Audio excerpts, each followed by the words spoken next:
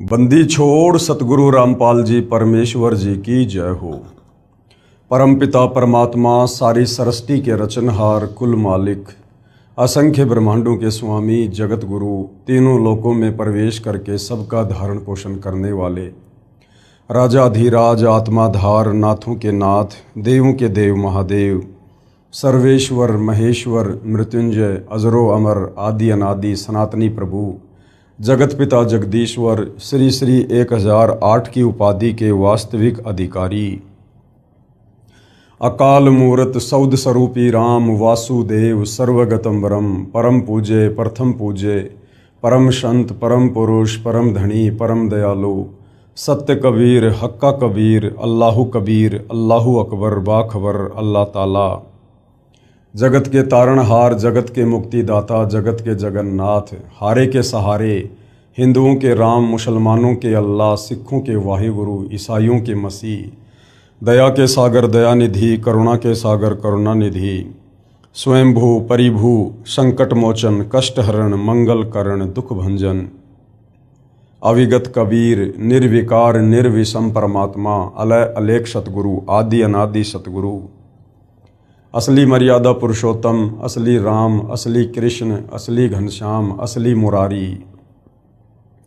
राजाओं के राजा महाराजाओं के महाराजा शहंशाहों के शहंशाह सम्राटों के सम्राट भगवानों के भगवान अल्लाहों के अल्लाह प्रभुओं के प्रभु मसीहाओं के मसीह सच्चे वाहिगुरु बाबाओं के बाबा पीरों के पीर सेठों के सेठ जगत सेठ सावड़सा सेठ सर्वगुण संपन्न अनंत कोटि कलाओं के स्वामी अनंत कोटि ब्रह्मांडों के नायक योगियों में महायोगी ध्यानियों में महाध्यानी सिद्धों में परम सिद्ध ज्ञानियों में तत्वज्ञानी ब्रह्म ज्ञानी महाज्ञानी परम ज्ञानी सर्वश्रेष्ठ ज्ञानी विज्ञानी युवा कबीर समर्थ कबीर असमवात अमित ओझा सच्चे रहनुमा करीम अल्लाह सुभान अल्लाह दुनिया के अंतिम पैगंबर 8 सितंबर 1951 से गांव धनाना जिला सोनीपत हरियाणा भारतवर्ष की पावन भूमि पे प्रकट रियल कल्कि भगवान श्री नारायण साकार हरि श्री बाबा साहिब नूर अनंत परमात्मा सच्चे दरवेश सच्चे बाखबर संत श्रोमणी सतगुरु रामपाल जी परमेश्वर जी के चरण कमल में आप और हम सभी भाई बहनों का अनंत कोटि दंडवत प्रणाम। सत्साई भाई और बहनों, बहुत बड़ी दया बहुत बड़ी मेहर पूज्य गुरुदेव भगवान की परमेश्वर रामपाल जी की, जिनके शुभ आशीर्वाद से विशेष आशीर्वाद से आप और हम सभी आत्माओं को पवित्र पुस्तक ज्ञान गंगा में जो अद्वितीय आध्यात्मिक ज्ञान छुपा हुआ है, जो सर्व धर्मों के सर्व धर्म शास्त्रों से प्रमाणित है, हमें सुनने और समझने को मिल रहा है। यदि इस ज्ञान को अच्छे से समझ लिया जाए और इस ज्ञान दाता सतगुरु रामपाल जी से उपदेश लेकर आजीवन मर्यादा में रहकर भक्ति की जाए तो निश्चित ही हमारी आत्मा का कल्याण इसी मनुष्य जन्म में संभव है। भाई और बहनों, ये पवित्र पुस्तक ज्ञान गंगा, इसके ऊपर आज हमारा ये 15वें नंबर का वीडियो है। यदि आप पहली बार ये वीडियो देख रहे हैं तो आप जी से प्रार्थना करूँगा कि आप जी इस पुस्तक पर बन चुके अब तक के समस्त वीडियो अवश्य देखिए, विशेषकर भूमिका को अवश्य देखिएगा, क्योंकि किसी भी पुस्तक की भूमिका को पढ़े बिना उस पुस्तक में किस प्रकार का ज्ञान है हम समझ नहीं पाएंगे। और ये पुस्तक ज्ञान गंगा, इसे तो जन जन ने पढ़ना चाहिए। जिसको मानव शरीर प्राप्त है स्त्री या पुरुष का, उनके लिए तो ये पुस्तक एक प्रकार से वरदान सिद्ध हो जाएगी यदि किसी ने इस पुस्तक को रुचि लेकर धैर्य के साथ निष्पक्ष होकर पढ़ लिया और यदि इनमें लिखी बातों पर अमल कर लिया तो भाई और बहनों, कुल का मालिक कौन है, एक परमात्मा कौन है, सारी सृष्टि को रचने वाला कौन है, ब्रह्मा विष्णु महेश को बनाने वाला कौन है, दुर्गा और इस ब्रह्म को गीता ज्ञानदाता को उत्पन्न करने वाला कौन परमात्मा है, वो कैसा है, कहाँ रहता है, कैसा दिखाई देता है, कैसे मिलता है और कैसे हम उसको प्राप्त करके और जब तक इस लोक में हैं यहाँ भी आध्यात्मिक लाभ प्राप्त कर सकते हैं और कैसे शरीर छूटने के बाद उस परमेश्वर के लोक में जाकर सदा सदा के लिए सुखी हो सकते हैं। इन तमाम बातों की जानकारी ये आत्मा सदियों से तलाश कर रही है, खोज रही है, परंतु किसी भी सवाल का कोई भी जवाब नहीं मिला। कारण ये था कि हमारे जितने भी आध्यात्मिक गुरु हैं, धर्म गुरु हैं, आचार्य शंकराचार्य हैं, मुल्ला मौलवी हैं, पोप पादरी हैं, पाठी हैं, इन्हें स्वयं तत्व ज्ञान नहीं, इन्हें स्वयं सृष्टि रचना का ज्ञान नहीं, ये लोग कथा करने के अधिकारी नहीं, गुरु पद पर बैठकर किसी को उपदेश देने के अधिकारी नहीं, जिसके चलते ये लोग भगत समाज को भी अध्यात्म के नाम पर केवल झूठ ही बोलते रहे, झूठ ही परोसते रहे।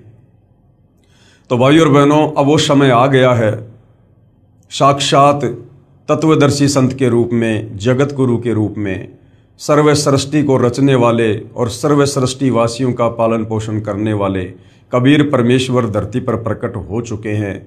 यदि आवश्यकता है तो थोड़ा अध्यात्म में रुचि लेकर और उनके द्वारा लिखी पवित्र पुस्तक को पढ़ने की है, उनके सत्संग सुनने की है। आज हमारा इस पवित्र पुस्तक ज्ञान गंगा के ऊपर, जिसको सतगुरु रामपाल जी ने अपने कर कमल से लिखा है, आज हमारा ये 15वें नंबर का वीडियो है।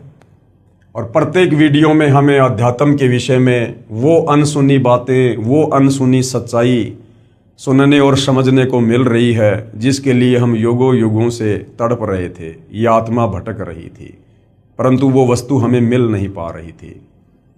तो भाइयों और बहनों, आज का टॉपिक है कि वो कबीर परमात्मा चारों युगों में आते हैं, यहाँ पर तत्वदर्शी संत की भूमिका करते हैं। आप और हम आत्माओं को अपने तत्व ज्ञान से समझाकर सतलोक ले जाने का प्रयास करते हैं। और जो जो आत्माएं तत्वदर्शी संत रूप में आए हुए कबीर परमेश्वर की शरण ग्रहण करके आजीवन मर्यादा में रहकर भक्ति करती रहती हैं, अंत समय में परमेश्वर उनको अपने साथ अपने निज लोक सतलोक ले जाते हैं। तो सतयुग में कबीर परमेश्वर जी सत सुकृत ऋषि के नाम से प्रकट हुए और किस प्रकार से उन्होंने मनु जैसे विद्वानों को भी, जो लोक वेद के आधार से विद्वान सिद्ध थे, कबीर परमेश्वर जी ने उनको भी वेदों का वास्तविक ज्ञान समझाने का प्रयास किया, सृष्टि रचना से परिचित करवाने का प्रयास किया। लेकिन मान बढ़ाई और अहंकार के चलते मनु जी ने कबीर परमेश्वर, जो सत सुकृत ऋषि के नाम से सतयुग में प्रकट थे, उनकी बातों पर गौर नहीं किया और परमेश्वर का नाम वामदेव रख दिया। क्योंकि परमेश्वर जो सत ज्ञान यहाँ बता रहे थे, वो यहाँ के चारों वेदों में नहीं है। 21 ब्रह्मांड की सृष्टि में किसी को भी पूरी जानकारी नहीं है, इसलिए उस ज्ञान को पहले कभी नहीं सुना था, इसलिए वो ज्ञान अटपटा लगा और परमेश्वर का नाम वामदेव रख दिया, यानी उल्टा ज्ञान प्रचार करने वाला। लेकिन भाई और बहनों, हम सब उस परमेश्वर की आत्मा है, चाहे ब्रह्मा विष्णु महेश हो, चाहे मनु जी हो, चाहे कोई भी धर्मगुरु हो, चाहे आम इंसान हो, या चाहे 184 योनियों में अपना कर्म भोग रहे जीव जंतु पशु पक्षी हों। परमेश्वर की कोशिश हमें हर प्रकार से समझा बुझाकर प्यार प्रेम से, साम दाम दंड भेद से भक्ति मार्ग पर लगाने की होती है। तो सतयुग में कबीर परमेश्वर किस प्रकार से प्रकट हुए, क्या क्या उन्होंने लीलाओं को जन्म दिया, आप और हमने पिछले वीडियो में देखा। आज के वीडियो में हम देखेंगे कि वही कबीर परमेश्वर फिर त्रेता युग में मुनिंदर ऋषि के नाम से प्रकट होते हैं और किस प्रकार से परमेश्वर भिन्न भिन्न लीलाओं को जन्म देते हैं, आप और हमें अध्यात्म समझाते हैं। उससे पहले भाइयों और बहनों, हमें सृष्टि रचना का ज्ञान होना बहुत जरूरी है, क्योंकि सृष्टि रचना को समझे बिना हम किसी भी धर्म के किसी भी पवित्र सदग्रंथ को नहीं समझ सकते हैं। क्योंकि सृष्टि रचना भक्ति मार्ग में मास्टर की का काम करती है। जिस प्रकार एक मास्टर चाबी होती है, वो किसी भी प्रकार के ताले को खोल देती है, उसी प्रकार अध्यात्म की जो मास्टर की है वो सृष्टि रचना है कि परमेश्वर कौन है, कैसा है, कहाँ रहता है, कैसे उन्होंने सर्व ब्रह्मांडों की उत्पत्ति की, कैसे सूर्य चांद सितारे ग्रह नक्षत्र बनाए, कैसे ब्रह्मा विष्णु महेश की उत्पत्ति हुई, दुर्गा कौन है, दुर्गा का पति कौन है, ब्रह्मा विष्णु महेश के माता पिता कौन हैं, ये काल कौन है जिसको गीता में ब्रह्म कहा गया है, ये निराकार बनकर क्यों रहता है जबकि ये आकार में है, साकार है, मनुष्य दृश्य है, ये सबके सामने क्यों नहीं आता है। इन तमाम प्रकार के सवालों के जवाब, फिर आप और हम क्यों जन्म रहे हैं, क्यों मर रहे हैं, क्यों गधे कुत्ते सुअर बन रहे हैं, क्यों हमारी आंखों के सामने परिवार का परिवार तबाह हो जाता है। कोई नहीं चाहता कि मैं मरूं, मैं बूढ़ा हूं, लेकिन फिर भी हम मरते हैं, वृद्ध होते हैं, सारे कष्ट भोगते हैं। तो इन तमाम प्रकार के सवालों के जवाब आपको सृष्टि रचना समझने के बाद ही मिल सकते हैं, क्योंकि इन तमाम सवालों के जवाब हमारे धर्मशास्त्रों में हैं। चाहे आप मुस्लिम धर्म से हैं, हिंदू धर्म से हैं, सिख या ईसाई धर्म से हैं, उन धर्मों की पवित्र पुस्तकों में, ग्रंथों में इन तमाम सवालों के जवाब छुपे हुए हैं। लेकिन उनको समझने के लिए आपने पहले सृष्टि रचना को समझना पड़ेगा। तो भाइयों और बहनों, सतगुरु रामपाल जी ने अपने सत्संगों में बारंबार हमें सृष्टि रचना सुनाई है। इस पवित्र पुस्तक ज्ञान गंगा में भी उन्होंने सृष्टि रचना का समावेश किया है। सर्व धर्मों के धर्मशास्त्रों से फिर उस सृष्टि रचना को उन्होंने प्रमाणित किया है, जो बिल्कुल सत्य कथा है, नारायण कथा है, अमर कथा है। और इस सृष्टि रचना पर जब तक हमें विश्वास नहीं होगा, तब तक हम भक्ति मार्ग में आगे नहीं बढ़ सकते, हम अध्यात्म में सफल नहीं हो सकते। तो सृष्टि रचना को लेकर पूज्य गुरुदेव भगवान ने बताया कि सर्वप्रथम एक अनामी लोक था। उस अनामी लोक में कबीर परमात्मा स्वयं ही विराजमान थे। उस समय तक उन्होंने कोई भी आत्मा उत्पन्न नहीं की थी। उस परमेश्वर के और भी उपमात्मक नाम थे, सत्य पुरुष, शब्द स्वरूपी राम, अकाल मूरत, परम अक्षर ब्रह्म आदि आदि।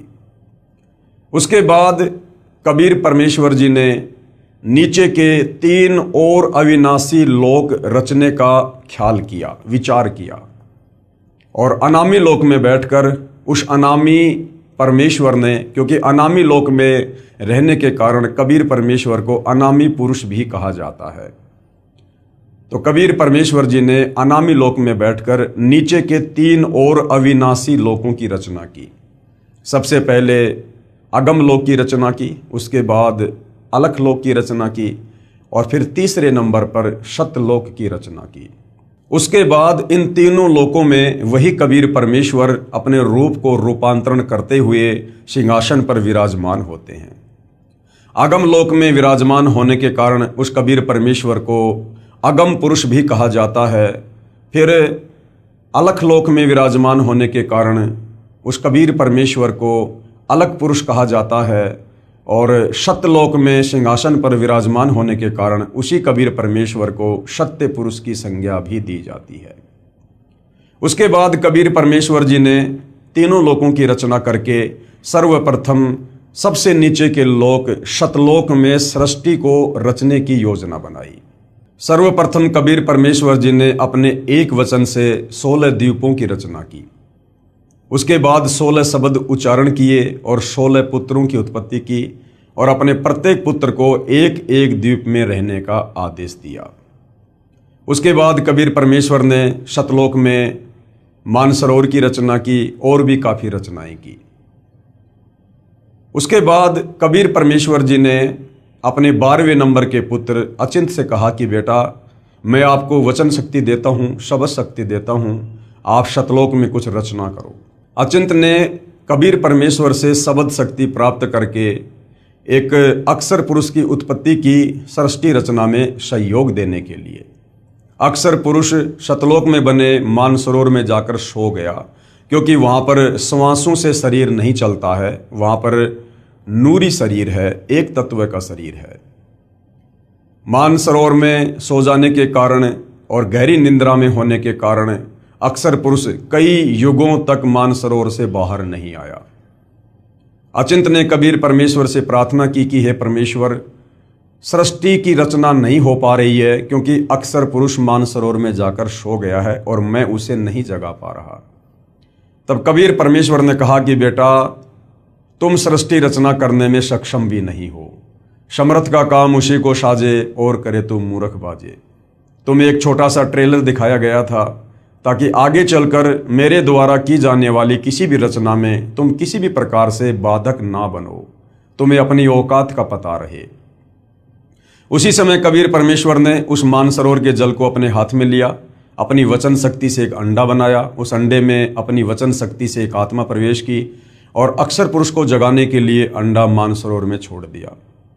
अंडा मानसरोवर में नीचे चला गया। अंडे की गड़गड़ाहट की आवाज से अक्षर पुरुष की निंद्रा भंग हुई। निंद्रा भंग होते ही अक्षर पुरुष ने गुस्से से अंडे की तरफ देखा और गुस्से के कारण अंडा दो भाग हो गया, यानी फूट गया।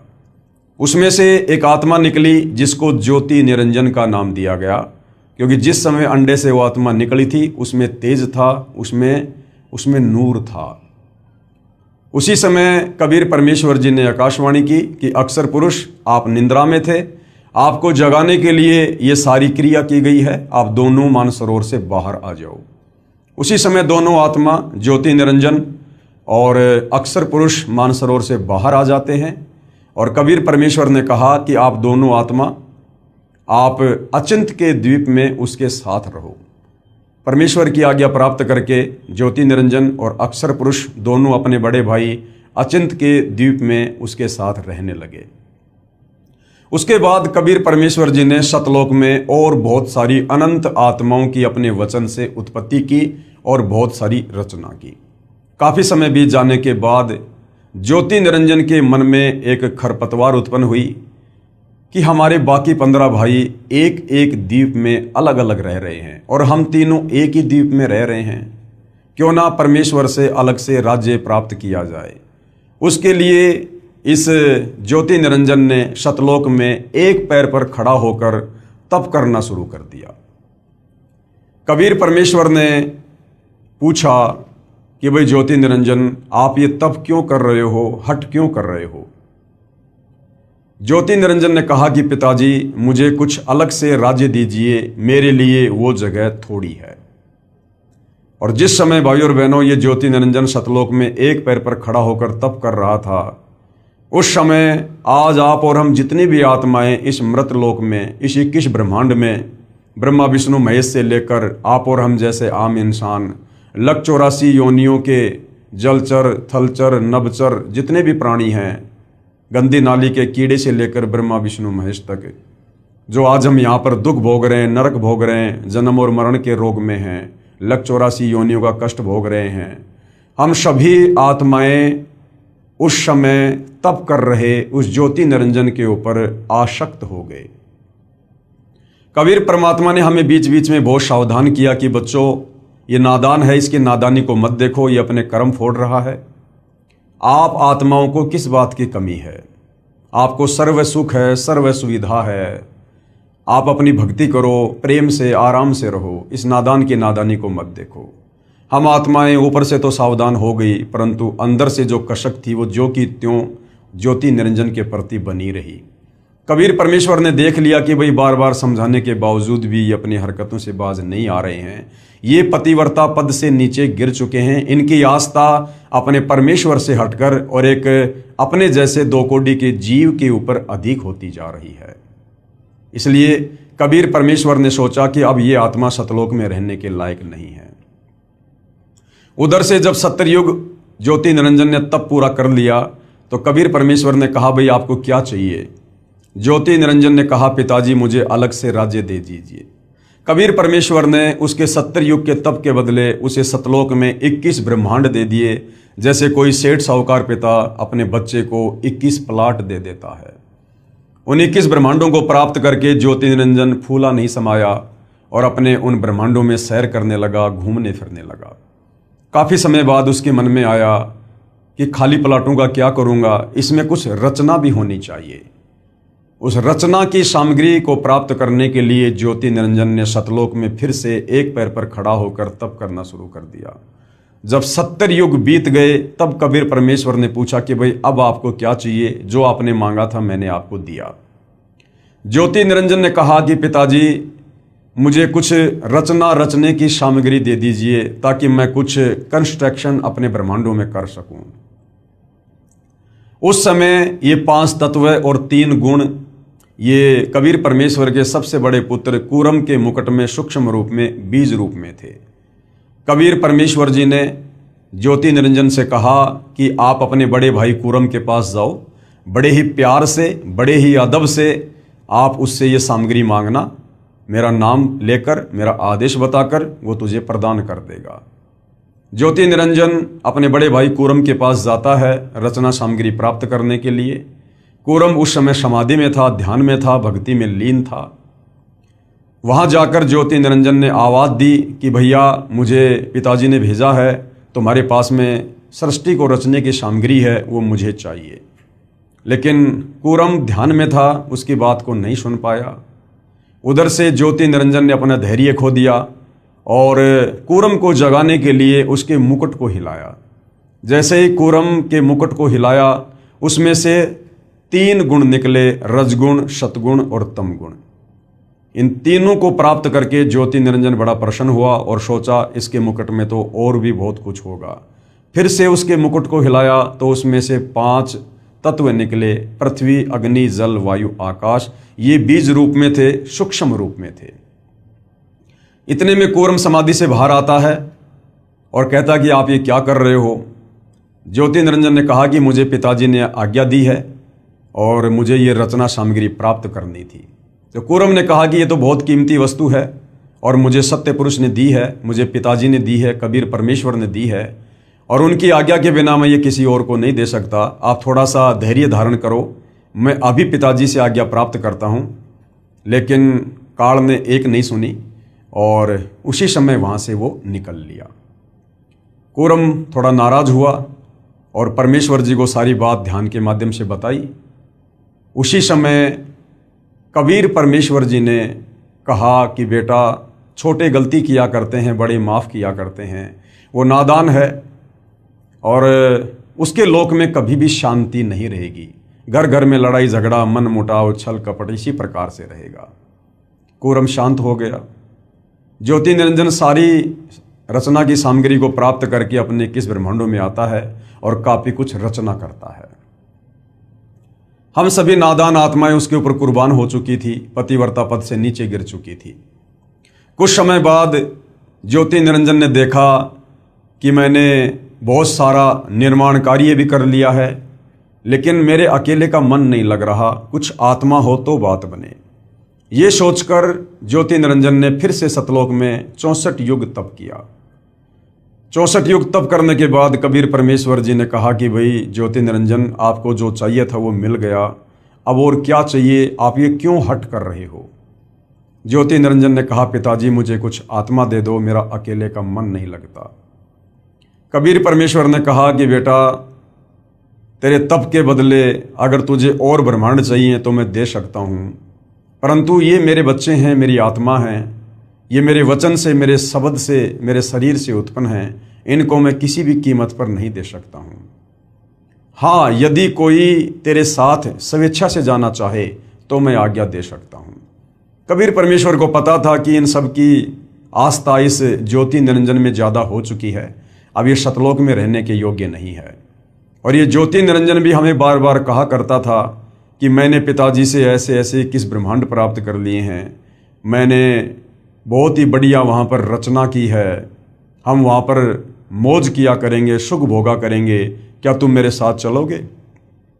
हम कहा करते थे कि भाई अवश्य चलेंगे यदि पिताजी आज्ञा दे दें। तो ज्योति निरंजन ने कहा कि पिताजी कुछ आत्माएं हैं जो मेरे साथ जाना चाहती हैं। परमेश्वर ने कहा ठीक है भाई, मेरे सामने स्वीकृति दिलवा दे, मैं उनको भेज दूंगा। ज्योति निरंजन और कबीर परमेश्वर हम सभी आत्माओं के पास आते हैं और परमेश्वर जी कहते हैं कि भाई कौन कौन हंस आत्मा है जो इस ज्योति निरंजन के साथ इसके 21 ब्रह्मांडों में जाना चाहती है। चारों तरफ सन्नाटा छा गया, किसी की बोलने की हिम्मत नहीं हुई। तो कबीर परमेश्वर ने कहा भाई ज्योति निरंजन, आप तो कह रहे थे कि कुछ आत्माएं मेरे साथ जाना चाहती हैं, यहाँ तो कोई कुछ नहीं बोल रहा। इतने में एक आत्मा ने सर्वप्रथम हाथ खड़ा किया और कहा पिताजी मैं जाना चाहता हूँ। उस आत्मा की देखा देखी फिर असंख्य आत्माओं ने हाथ खड़े कर दिए कि कहीं सारी लूट, सारी मौज 21 ब्रह्मांडों में ये अकेला ही ना लूट ले। असंख्य आत्माओं ने हाथ खड़े कर दिए। कबीर परमेश्वर ने कहा ठीक है भाई ज्योति निरंजन, आप अपने 21 ब्रह्मांडों में जाइएगा, मैं इन तमाम आत्माओं को तुम्हारे पास अपने हिसाब से भेज दूंगा। ज्योति निरंजन अपने 21 ब्रह्मांडों में चला जाता है। पीछे से कबीर परमेश्वर ने सर्वप्रथम जिस हंस आत्मा ने काल के साथ जाने के लिए हाथ खड़ा किया था, उसकी एक युवा लड़की बनाया, सुंदर लड़की बनाया। और हम जितनी भी आत्माएं थी, तमाम आत्माओं को परमेश्वर जी ने सूक्ष्म रूप में उस लड़की के अंतःकरण में डाल दिया, जिसका नाम उन्होंने अष्टंगी रखा, आस्ट्रा रखा, आदि माया रखा, जिसको आगे चलकर दुर्गा भी कहा गया। वही शेरा वाली माता दुर्गा। हम सभी आत्माओं को दुर्गा के अंतःकरण में सूक्ष्म रूप में डाल दिया और कहा, बेटी मैंने तुझे सबद शक्ति दे दी है, जितनी आत्मा ज्योति निरंजन कहेगा तू उत्पन्न कर सकती है। उस समय उस आदि माया दुर्गा को जो है वो प्रजनन इंद्री नहीं थी, क्योंकि सतलोक में किसी को भी प्रजनन इंद्री नहीं है। और कबीर परमेश्वर ने अपने पुत्र सहजदास के द्वारा दुर्गा को ज्योति निरंजन के पास भिजवा दिया।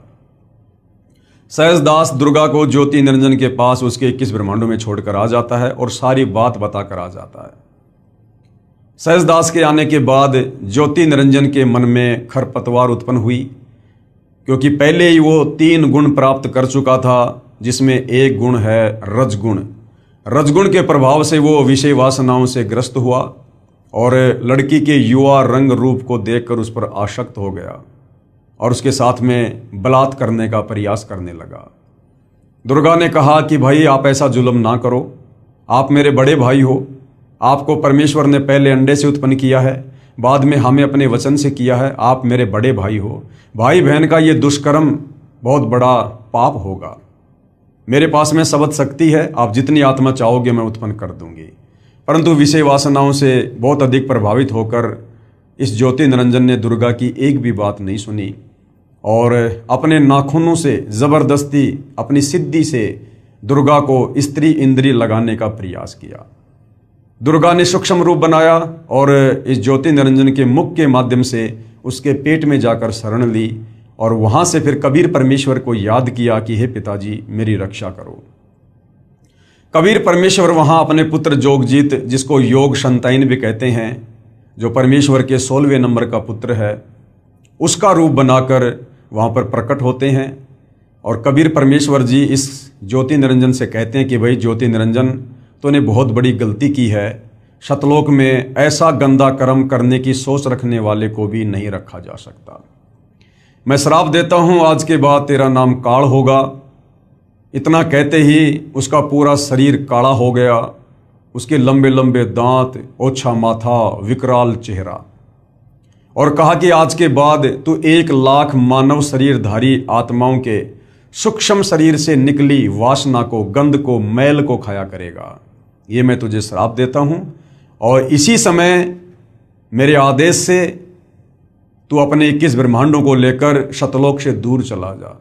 उसी समय विमान की तरह 21 ब्रह्मांड चल पड़े और सतलोक से 16 शंख कोश की दूरी पर आकर परमेश्वर की वचन शक्ति से, वैज्ञानिक जिसको गुरुत्वाकर्षण शक्ति कहते हैं, स्थिर हो गए और ये 5 तत्व, 3 गुण अपनी अपनी जगह पर स्थिर हो गए।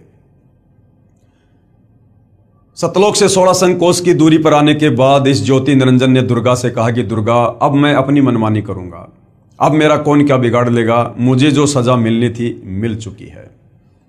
और दुर्गा के साथ में जबरदस्ती करने का प्रयास करने लगा।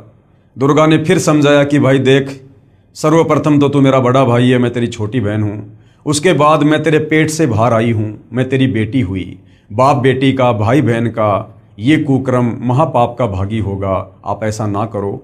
मेरे पास वचन शक्ति है परमेश्वर की दी हुई, कबीर भगवान की, आप जितनी आत्मा चाहोगे मैं उत्पन्न कर दूंगी।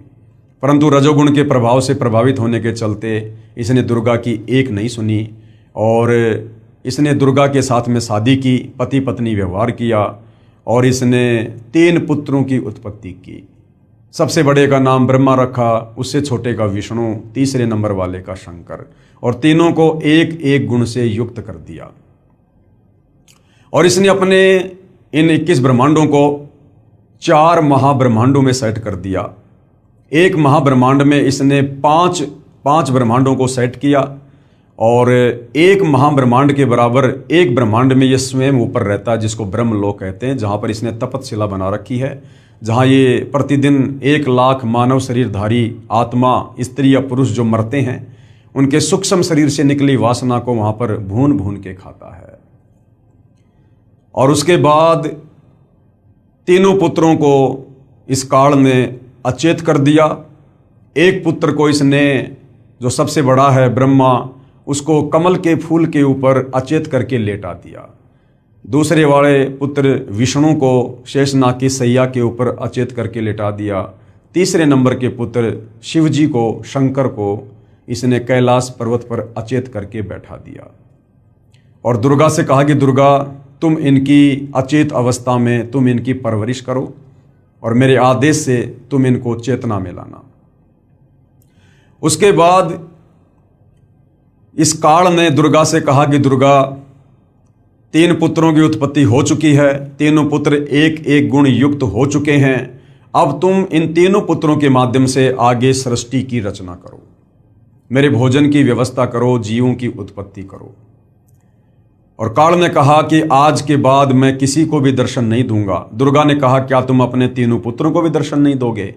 तो ब्रह्म, गीता जी में जिसको ब्रह्म कहा गया है, ये ज्योति निरंजन काल, इसको क्षर पुरुष भी कहते हैं। क्षर का मतलब होता है नाशवान, जिसका जन्म और मरण हो।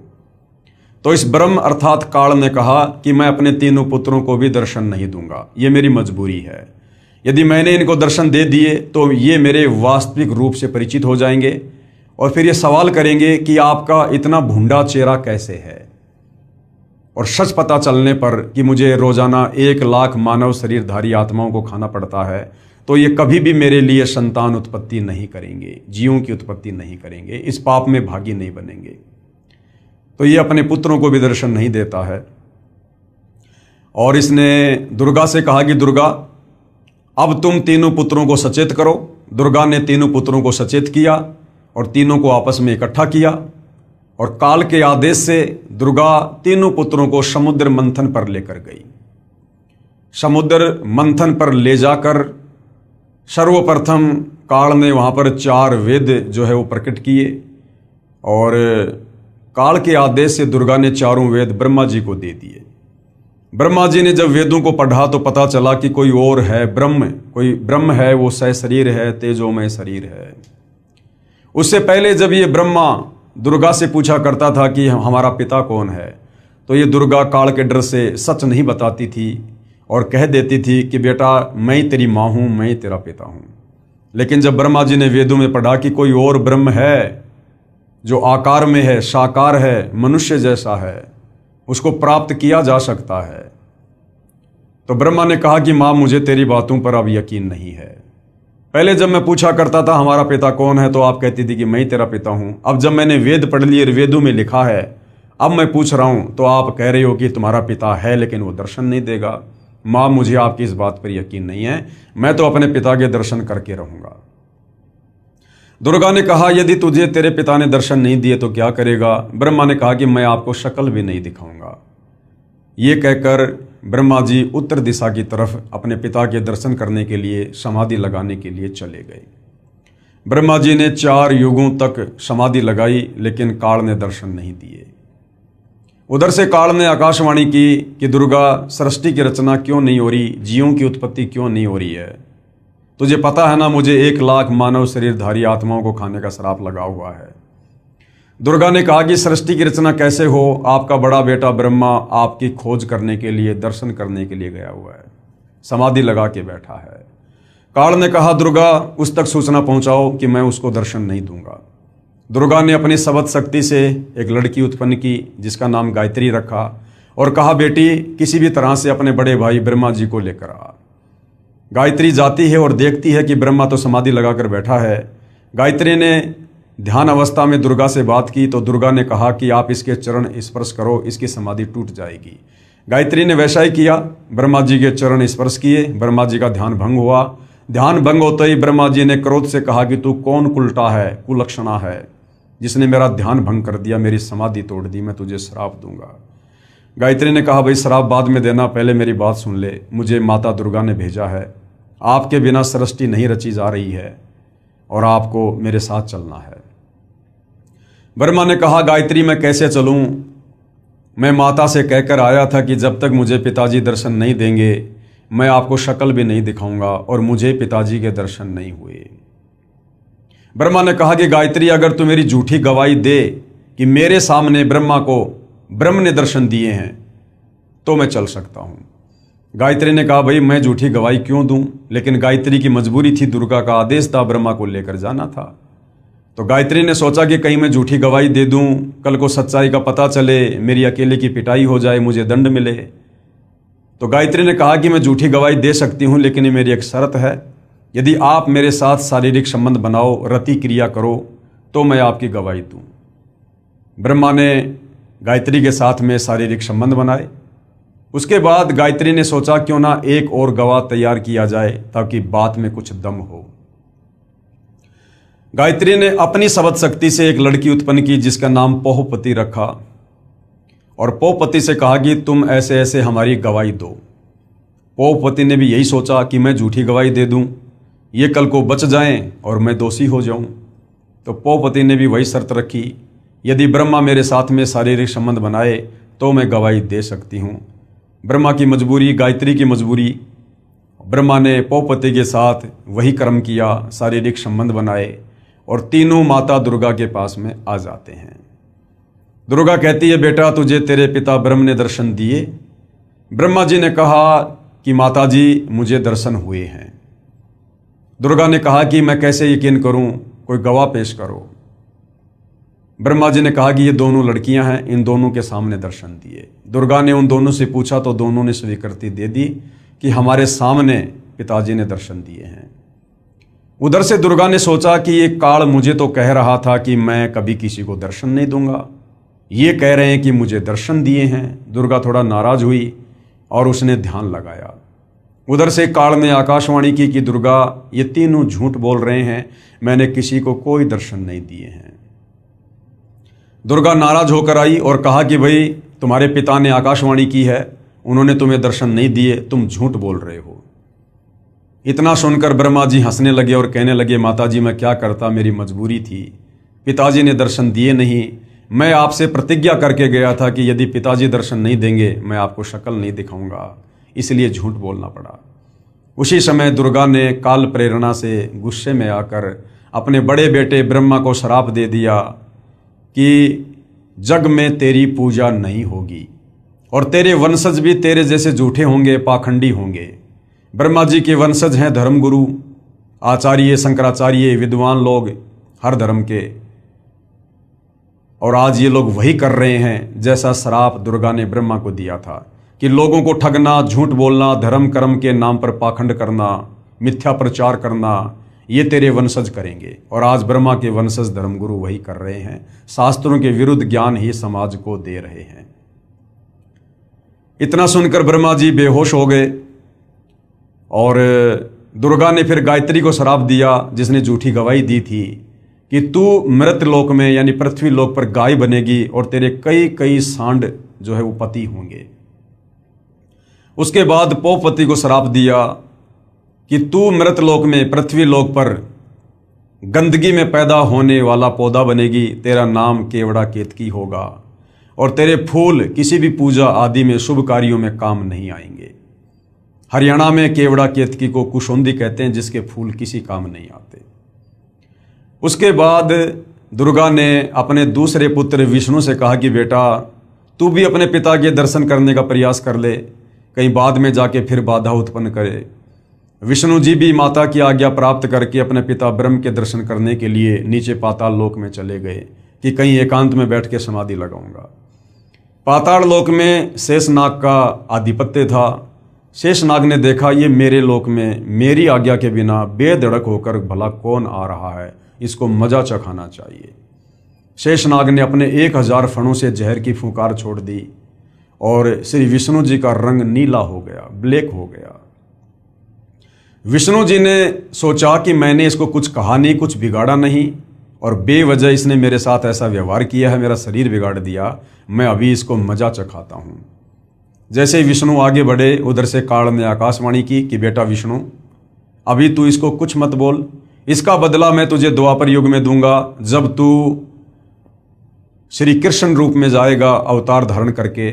उस समय ये कालीदय में कालिया नाम का नाग होगा कालिंद्री में, उस समय तू अपना बदला लेना और अपनी माँ को जाके सच सच बता दे, अगर तूने झूठ बोला तो तेरी हाल भी वही होगा जो ब्रह्मा का हुआ।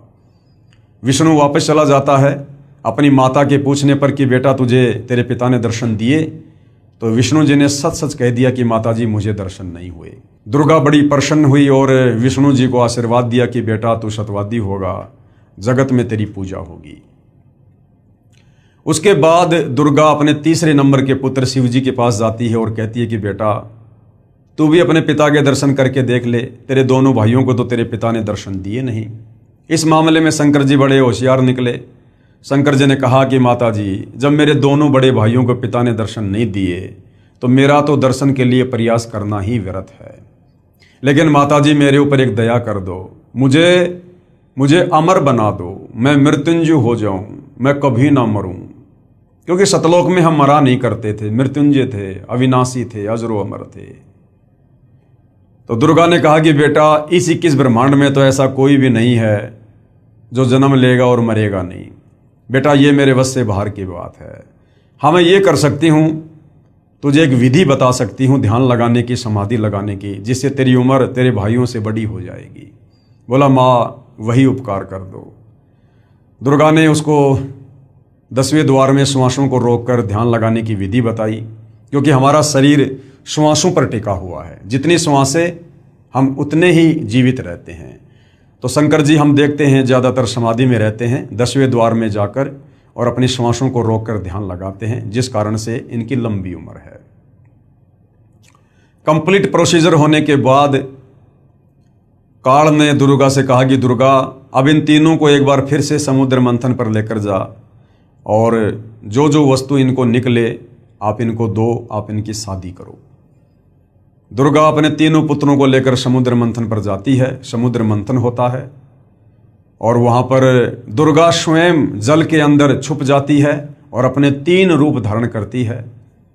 समुद्र मंथन होने के बाद में दुर्गा पूछती है कि बच्चों पहले क्या वस्तु निकली। तो ब्रह्मा जी ने कहा कि ये 3 लड़कियां निकली हैं। सबसे पहले ये वाली लड़की निकली है। दुर्गा ने उसका नाम सावित्री रखा और कहा कि आज से ब्रह्मा ये तेरी पत्नी होगी और तुम अपने लोक में जाकर और खुशी खुशी रहो। दूसरे नंबर पर जो लड़की निकली उसका नाम सावित्री रखा और विष्णु जी से शादी कर दी और विष्णु लोक में भेज दिया। तीसरे नंबर पर जो लड़की निकली थी उसका नाम उमा रखा, पार्वती शंकर जी से शादी कर दी और कहा बेटा जाओ। उधर से काल ने पहले ही तीनों को एक एक गुण से युक्त कर दिया था, रजगुण ब्रह्मा, शतगुण विष्णु और तमगुण शंकर। और उसके बाद में ये नीचे की सृष्टि शुरू हो जाती है, जीवों की उत्पत्ति का कार्य शुरू हो जाता है। प्रतिदिन 1.25 लाख ये दुर्गा उत्पन्न करती है और 1 लाख प्रतिदिन शंकर जी जीवों को मार मार के संहार करके किसी भी प्रकार से लड़ाई झगड़े में, मनमुटाव में, एक्सीडेंट में, युद्ध में अपने पिता काल का भोजन तैयार करता है।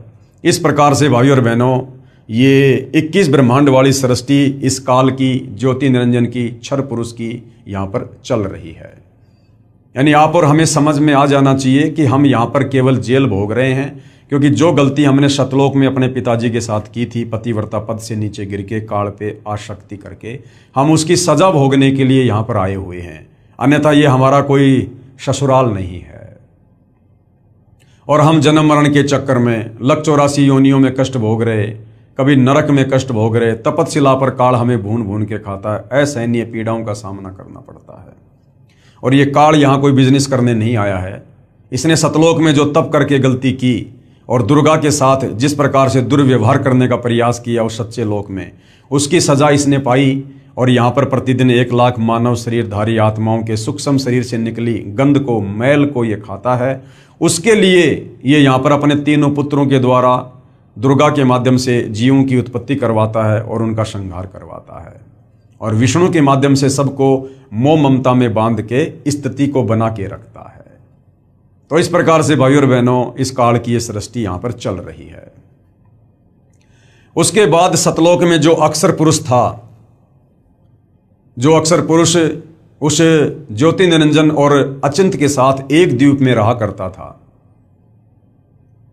अक्षर पुरुष के मन में आया कि क्षर पुरुष यहां से जा चुका है, ज्योति निरंजन यहां से जा चुका है 21 ब्रह्मांड लेके, और वो तो बहुत ज्यादा मौज मस्ती कर रहा होगा, बड़े सुख भोग रहा होगा, बड़े आनंद में होंगे लोग जो उसके साथ गए हैं।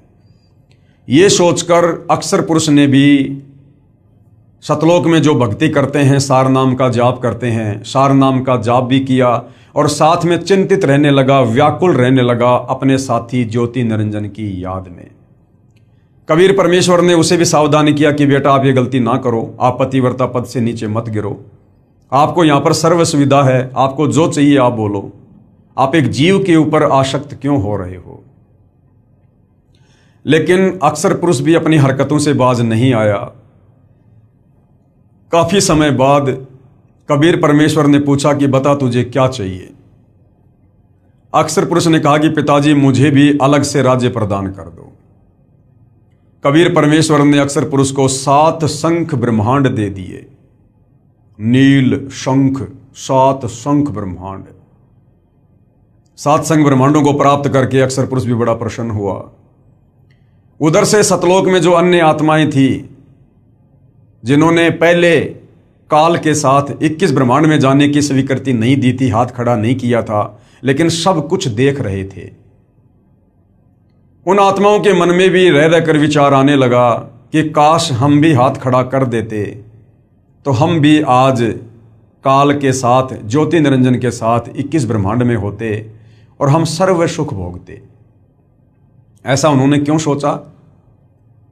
क्योंकि उन्हें केवल इतना ही पता था कि ज्योति निरंजन यहां से 21 ब्रह्मांड और बहुत सारी आत्माओं को लेकर अलग से राज्य कर रहा है और वो तो बड़े सुख भोग रहा होगा। उन्हें इस बात का नहीं पता था कि किस प्रकार से परमेश्वर ने उसको श्राप देकर और सजा काटने के लिए यहां से बाहर भेजा है और उस लोक में आत्माएं कैसे कैसे नरक भोग रही हैं। आज आप और हमें पता है हम कितना सुख भोग रहे हैं, जन्म मरण के चक्कर में पड़े हैं। मनुष्य जन्म में भी हम सुखी नहीं हैं।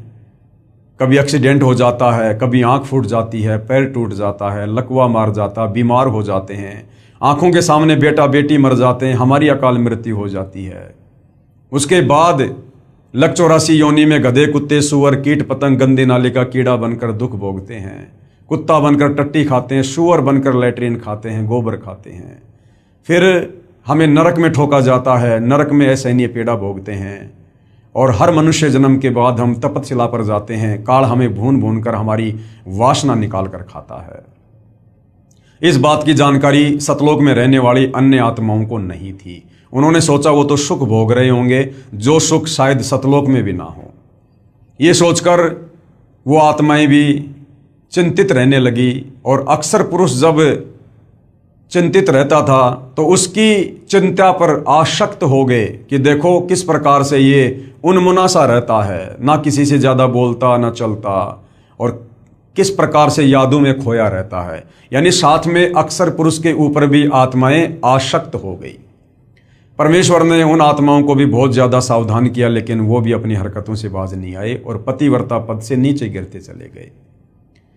अंत में अक्सर पुरुष ने कहा जी मुझे कुछ आत्माएं दे दो, मैं अकेला कैसे रहूंगा। कबीर परमेश्वर ने कहा भाई यदि कोई तेरे साथ जाना चाहेगा तो भेज दूंगा, बाकी अपनी तरफ से मैं अपने बच्चों को आपके पास नहीं भेजूंगा। अक्सर पुरुष को पता था कि बहुत सारी आत्माएं मेरे ऊपर आसक्त हैं, मेरे साथ जाना चाहती हैं। उसने कहा पिताजी बहुत सारी आत्माएं मेरे साथ जाना चाहती हैं। कबीर परमेश्वर ने कहा ठीक है भाई, आप मेरे सामने हाँ भरवा दो, मैं आज्ञा दे दूंगा। अक्सर पुरुष और कबीर परमेश्वर दोनों उन आत्माओं के पास गए और कहा भी कौन कौन है जो अक्सर पुरुष के साथ इसके 7 संग ब्रह्मांडों में जाना चाहती हैं। काफ़ी समय तक सन्नाटा छाया रहा, किसी ने हाथ खड़ा नहीं किया। अंत में दुर्गा की तरह एक आत्मा ने दुस्साहस किया, हाथ खड़ा किया और कहा पिताजी मैं जाना चाहता हूँ। कबीर परमेश्वर ने कहा ठीक है भाई। बाकी देखम देखा अनंत आत्माओं ने भी हाथ खड़े कर दिए कि कहीं हम तो पहले ही रह गए थे, हमने पिछली बार भी हाथ खड़ा नहीं किया था, अब की बार रह गए तो कहीं मामला न बिगड़ जाए। अनंत आत्माओं ने हाथ खड़ा कर दिया। कबीर परमेश्वर जी ने अक्सर पुरुष से कहा कि भाई अक्सर पुरुष आप अपने 7 संग ब्रह्मांडों में जाओ, मैं अपने हिसाब से इन आत्माओं को भेजूंगा। कबीर परमेश्वर ने ठीक उसी प्रकार सबसे पहले हाथ खड़ा करने वाले हंस को एक युवा लड़की बनाया, सुंदर लड़की बनाया और अन्य सभी आत्माओं को सूक्ष्म रूप में उसके अंतःकरण में फीड कर दिया। उस लड़की का नाम ईश्वरी माया रखा और उसे 7 संग ब्रह्मांडों में भिजवा दिया और कहा कि बेटी मैंने तुझे वचन शक्ति दे दी है, जितनी आत्मा वो चाहे तू उत्पन्न कर देना। ईश्वरी माया अक्सर पुरुष के पास चली जाती है। उस समय तक ये लोग सतलोक में ही थे। परमात्मा ये देखना चाहते थे कि क्या ये अक्सर पुरुष भी वो गलती करेगा जो गलती उस काल ने दुर्गा के साथ बलात्कार करने की। उस समय तक कबीर परमेश्वर ने स्त्री इंद्री ईश्वरी माया को नहीं लगाई थी। अक्षर पुरुष के पास जाते ही अक्षर पुरुष ने जब लड़की को देखा, रूप रंग निखरा हुआ, युवा शरीर, सुंदर, उसके मन में भी वही दोष उत्पन्न हुआ। परंतु अक्षर पुरुष ने वो गलती नहीं की जबरदस्ती करने की जो ज्योति निरंजन ने की थी। अक्षर पुरुष ने ईश्वरी माया से सहमति ली, शारीरिक संबंध बनाने की, पति पत्नी व्यवहार करने की। ईश्वरी माया ने उसको सहमति प्रदान कर दी और दोनों ने अपनी सहमति से जो है वहाँ पर शारीरिक मिलन किया, पति पत्नी व्यवहार किया, जिसके चलते अक्षर पुरुष के सात्संग ब्रह्मांडों में तपतशिला का कष्ट नहीं है। जीवों को भून भून के नहीं खाया जाता है। बाकी कष्ट ज्यों के त्यों जो 21 ब्रह्मांड में है, जन्म और मरण का, काम धंधा करके खाना पीना, और ये लक 84 योनियों में गधा कुत्ता शुअर, कभी आंख फूटना, कभी एक्सीडेंट होना, और नरक में जाना, राग द्वेष ईर्ष्या मान बढ़ाई, छल कपट निंदा चुगली चोरी जारी, सब कुछ ऐसी व्यवस्था अक्षर पुरुष के सात्संग ब्रह्मांडों में है। केवल तपतशिला का कष्ट नहीं है, ये आत्माओं को खाता नहीं है, क्योंकि इसने वो गलती नहीं करी जो गलती काल ने दुर्गा के साथ सतलोक में जबरदस्ती करके की थी। तो इस प्रकार से कबीर परमेश्वर ने सतलोक के ही एक कोने में अलग से और सात्संग ब्रह्मांडों को बांध कर रख दिया। अपनी मर्जी से वापस सतलोक में ना तो अक्षर पुरुष आ सकता, ना ईश्वरी माया आ सकती, और ना वो तमाम आत्माएं जो उसके सात्संग ब्रह्मांडों में है। इस प्रकार से कबीर परमेश्वर ने इस संसार रूपी वृक्ष की रचना की, जिसका जिक्र गीता जी अध्याय 15 श्लोक नंबर 1 से 4 में है कि अर्जुन, जो संत महात्मा इस संसार रूपी वृक्ष के प्रत्येक विभाग को बता दे कि कौन भगवान कैसा है, किसकी कितनी क्षमता है, सृष्टि की रचना कैसे हुई है, ये 21 ब्रह्मांड कैसे उत्पन्न हुए, सात्संग ब्रह्मांड कहाँ से आए हैं, जो इस संसार रूपी वृक्ष को सभी विभागों सहित बता दे, तत्व ज्ञान से बता दे, पूरी सृष्टि रचना को समझा दे, वो तत्वदर्शी संत महात्मा है। उसकी शरण में जाकर भक्ति करने से आप मेरे यानी काल के 21 ब्रह्मांडों से मुक्त होकर वापस सतलोक जा सकते हो। तो भाई और बहनों, वो परम शक्ति, वो परम पुरुष, महापुरुष, वो तत्वदर्शी संत वर्तमान में आज धरती पर सतगुरु रामपाल जी हैं, जिन्होंने संसार रूपी पीपल की वृक्ष का चित्र बनाकर अपने सत्संगों में हमें पूरी सृष्टि रचना को समझाया है। जो सृष्टि रचना आपने अभी अभी मौखिक सुनी, और जो सृष्टि रचना कंप्लीट इस पवित्र पुस्तक ज्ञान गंगा में लिखी हुई है, जिस पर वीडियो बन चुके हैं, जो सर्व धर्मों के सर्व पवित्र धर्म शास्त्रों से प्रमाणित है। उसके बाद भाइयों और बहनों, जब हम यहाँ काल के 21 ब्रह्मांड में आकर असहनीय पीड़ा भोगने लगे, कष्ट भोगने लगे, गधे कुत्ते सुअर बनने लगे, आत्मा रोने लगी, अपने परमपिता को याद करने लगी। हम चाहे किसकी भी भक्ति करते हैं, चाहे कोई माता की, चाहे कोई ब्रह्म की, चाहे कोई देवी देवताओं की, चाहे वैसे कोई मंदिर में जाता है, और जब कोई विशेष आपत्ति आती है तो हम आत्मा से पुकार करते हैं कि हे परमात्मा रक्षा करो, हे सबके मालिक, हे सच्चे मालिक। क्योंकि आत्मा को पता है कि हमारा मालिक कोई और है, ये देवी देवता नहीं है, ये पत्थर पानी नहीं है। तो जब आत्मा यहाँ पर दुख उठाने लगी लक 84 योनियों में, तपतशिला पर और नरक में, तो आत्मा की पुकार को सुनकर हमें दुखी होता देखकर कबीर परमेश्वर सतलोक से चलकर और अपने पुत्र जोगजीत का रूप बनाकर काल के 21 ब्रह्मांड में आए, और सर्वप्रथम कबीर परमेश्वर की मुलाकात जोगजीत रूप में 21वें ब्रह्मांड पर तपतशिला के पास इस काल से ज्योति निरंजन से हुई, जहाँ पर ये गुप्त रहता है। इसने सौगंध खा रखी है कि मैं आज के बाद अपने ओरिजिनल काल रूप में किसी को भी दर्शन नहीं दूंगा।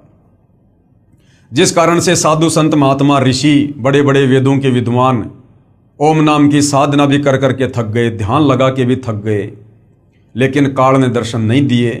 खुद ब्रह्मा जी ने 4 युग समाधि लगाई, लेकिन काल ने दर्शन नहीं दिए। फिर यहाँ घंटे 2 घंटे की साधना से भला ये किसको दर्शन देगा। तो इस प्रकार से फिर लोगों ने निष्कर्ष निकाल लिया कि वो ब्रह्म जो है वो निराकार है, वो दिखाई नहीं देता, जबकि वो साकार है, सशरीर है, मनुष्य आकार में है, 21वें ब्रह्मांड में रहता है, अव्यक्त रहता है, लेकिन उसने सौगंध खा रखी है कि मैं किसी को दर्शन नहीं दूंगा।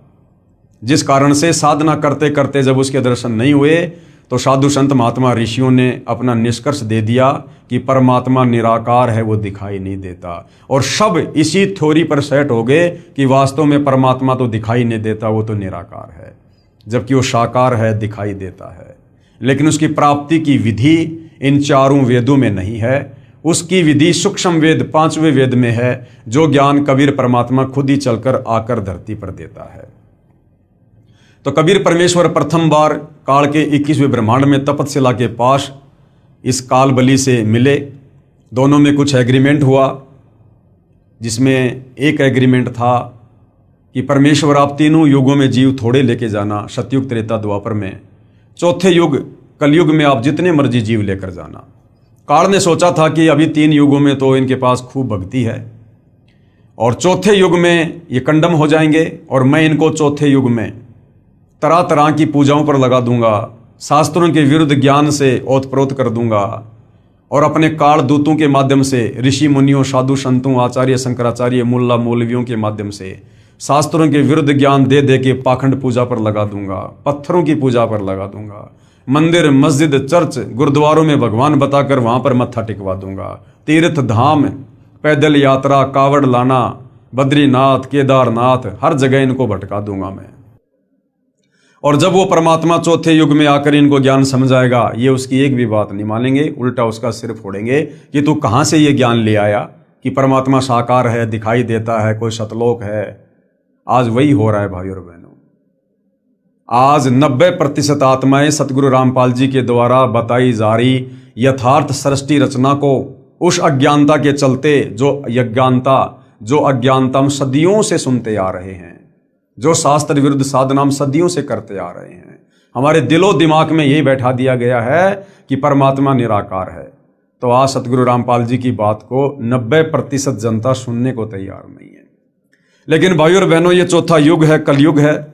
मालिक को भी पता था कि 3 युगों में इनके पास भक्ति होगी, इनके पुण्य होंगे, दान धर्म की कमाई होगी, जिस कारण से ये वैसे भी मेरी बात को स्वीकार नहीं करेंगे।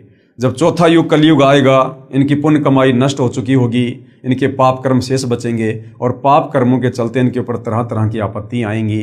तब ये मुझे खोजेंगे, मुझे तलाश करेंगे, और उस समय जब मैं इनको ये ज्ञान बताऊंगा और साथ में इनके दुखों का निवारण करूंगा भक्ति देकर, तब ये मेरे ऊपर यकीन करेंगे। तो भाइयों और बहनों, अब वो समय आ चुका है। कबीर परमात्मा स्वयं सतगुरु रामपाल जी के नाम से, उनके चोले में, उनकी वेशभूषा में धरती पर प्रकट हैं। आप और हमें सन 1994 से अपने यथार्थ 13वें कबीर पंथ को चलाकर ये सतज्ञान दे रहे हैं, शास्त्र प्रमाणित ज्ञान दे रहे हैं, शास्त्र अनुकूल साधना बता रहे हैं, सृष्टि रचना का ज्ञान दे रहे हैं, यथार्थ भक्ति मंत्र दे रहे हैं, और हमें सो सुख दे रहे हैं। तो आज हमें यकीन हो रहा है कि वास्तव में परमात्मा कौन है, कैसा है, और कैसे उनकी प्राप्ति होगी। तो भाई और बहनों, पिछले वीडियो में हमने देखा, जो पवित्र पुस्तक ज्ञान गंगा में लिखा हुआ है, कि कबीर परमात्मा अपनी आत्माओं की पुकार को सुनकर, उनके कष्टों को देखकर, वो दयालु परमात्मा सतलोक से चलकर पृथ्वी पर प्रकट होता है, तत्वदर्शी संत की भूमिका करता है, जगत गुरु की भूमिका करता है, सतगुरु बनकर हमें सच्चा ज्ञान देता है, सृष्टि रचना बताता है। और ये कबीर परमात्मा चारों युगों में आता है, रह रहकर बीच बीच में भी आता है परमात्मा, लेकिन चारों युगों में परमात्मा विशेष तौर पर एक लीला ऐसी करता है, शिशु रूप में प्रकट होकर, और वेदों में लिखी अपनी महिमा को सत्य साबित करता है, ताकि हमें भगवान की पहचान हो सके। तो सतयुग में कबीर परमात्मा सत सुकृत ऋषि के नाम से प्रकट हुए, अपने तत्व ज्ञान का प्रचार किया, बहुत सी आत्माओं को अपने शरण में लिया और उनका उद्धार किया। उसके बाद कबीर परमात्मा जी त्रेता युग में वही कबीर परमात्मा सारी सृष्टि का रचनहार मुनिंदर ऋषि के नाम से प्रकट हुए, आप और हम आत्माओं को तत्व ज्ञान समझाकर सतलोक ले जाने के लिए। त्रेता युग में कबीर देव यानी कबीर साहिब का मुनिंदर नाम से प्राकाटे।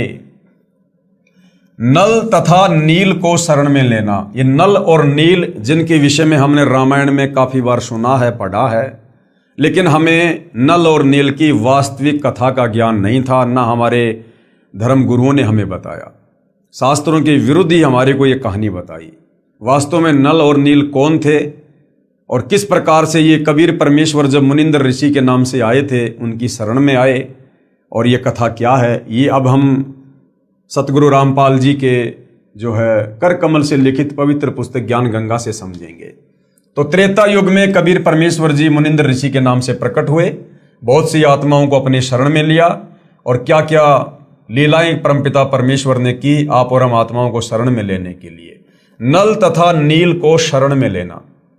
त्रेता युग में स्वयंभू का मतलब होता है स्वयं प्रकट होने वाला, क्योंकि कबीर परमात्मा कभी किसी माँ के गर्भ से जन्म लेकर नहीं आता। इन्होंने पूरी सृष्टि को उत्पन्न किया है, इनको उत्पन्न किसी ने नहीं किया। ये स्वयंभू हैं, स्वयं ही प्रकट होते हैं। त्रेता युग में स्वयंभू यानी स्वयं प्रकट होने वाला कबीर देव यानी कबीर परमेश्वर रूपांतरण करके यानी अपने उस तेज पुंज वाले तेजोमय शरीर को हल्का करके मुनिंद्र ऋषि के नाम से आए हुए थे। अनल अर्थात नल तथा अनील अर्थात नील, शॉर्टकट में इनको नल और नील कहते थे। दोनों आपस में मौसी के बेटे थे। माता पिता का देहांत हो चुका था। नल तथा नील दोनों शारीरिक व मानसिक रोग से अत्यधिक पीड़ित थे। सर्व ऋषियों व संतों से कष्ट निवारण की प्रार्थना कर चुके थे। सर्व संतों ने बताया था कि यह आपका प्रारब्ध यानी आपकी पूर्व जन्मों की जो किस्मत है, उस प्रारब्ध का पाप कर्म का दंड है, ये आपको भोगना ही पड़ेगा। अर्थात भक्ति करने से वो प्रारब्ध का कर्म दंड नहीं कटेगा। ये हमारे नादान धर्म गुरु हमें कहा करते थे और फिर कहते थे भक्ति करो। अरे भैया, जब भक्ति से प्रारब्ध का कर्म दंड नहीं कटेगा तो फिर भक्ति करके समय भी क्यों बर्बाद करें। तो ये अज्ञानी थे भाइयों और बहनों, इनको शास्त्रों का ज्ञान नहीं था, परमात्मा के विधान का ज्ञान नहीं था। और कहते थे कि नल और नील इसका कोई समाधान नहीं है, ये कष्ट आपने भोगना ही पड़ेगा। दोनों दोस्त जीवन से निराश होकर मृत्यु का इंतजार कर रहे थे। एक दिन दोनों को मुनिंद्र नाम से प्रकट पूर्ण परमात्मा का सत्संग सुनने का अवसर प्राप्त हुआ। सत्संग के उपरांत ज्यों ही दोनों ने परमेश्वर कबीर देव अर्थात कबीर साहिब उर्फ मुनिंद्र ऋषि जी के चरण छुए तथा परमेश्वर मुनिंद्र जी ने सिर पर हाथ रखा तो दोनों का असाध्य रोग छू मंतर हो गया। कबीर परमेश्वर जो मुनिंद्र नाम से आए हुए थे, शीश पर हाथ रखने मात्र से नल और नील का वो असाध्य रोग समाप्त हो गया। अर्थात दोनों नल तथा नील स्वस्थ हो गए। इस अद्भुत चमत्कार को देखकर प्रभु के चरणों में गिरकर घंटों रोते रहे तथा कहा, आज हमें प्रभु मिल गया जिसकी तलाश थी। तथा उससे प्रभावित होकर उनसे नाम दीक्षा ले लिया तथा मुनिंद्र साहिब जी के साथ ही सेवा में रहने लगे। पहले संतों का समागम यानी सत्संग पानी की व्यवस्था देखकर नदी के किनारे पर होता था। नल और नील दोनों बहुत परमात्मा प्रेमी तथा भोली आत्माएं थी। परमात्मा में श्रद्धा बहुत थी, सेवा बहुत किया करते थे। समागमों में रोगी व वृद्ध व विकलांग भक्तजन आते तो उनके कपड़े धोते तथा बर्तन साफ करते, उनके लोटे और गिलास मांझ दिया करते थे। परंतु थे भोले से दिमाग के, कपड़े धोने लग जाते थे तो सत्संग में जो प्रभु की कथा सुनी होती उसकी चर्चा करने लग जाते। वे दोनों प्रभु चर्चा में बहुत मस्त हो जाते और वस्तुएं दरिया के जल में डूब जाती। उनको पता भी नहीं चलता, किसी की 4 वस्तु लेकर जाते तो 2 वस्तु वापस ला कर देते। भगत जन कहते कि भाई आप सेवा तो बहुत करते हो परंतु हमारा तो बहुत काम बिगाड़ देते हो, ये खोई हुई वस्तुएं हम कहां से लेकर आएं? आप हमारी सेवा ही करनी छोड़ दो, हम अपनी सेवा आप ही कर लेंगे। फिर नल तथा नील रोने लग जाते थे कि हमारी सेवा ना छीनो, अब की बार नहीं खोएंगे, परंतु फिर वही काम करते। फिर प्रभु की चर्चा में लग जाते और वस्तुएं यानी जो कपड़े थे बर्तन थे वो दरिया के जल में डूब जाती। भगत जनों ने ऋषि मुनिंद्र जी से प्रार्थना की कि कृपया आप नल तथा नील को समझाओ, ये ना तो मानते हैं और ना मना करते हैं। हम मना करते हैं तो रोने लग जाते हैं, हमारी तो आधी भी वस्तुएं वापस नहीं लाते। ये नदी किनारे सत्संग में सुनी भगवान की चर्चा में मस्त हो जाते हैं और वस्तुएं डूब जाती हैं। मुनिंद्र साहिब ने 1-2 बार तो उन्हें समझाया वे रोने लग जाते थे कि साहिब हमारी ये सेवा ना छीनो।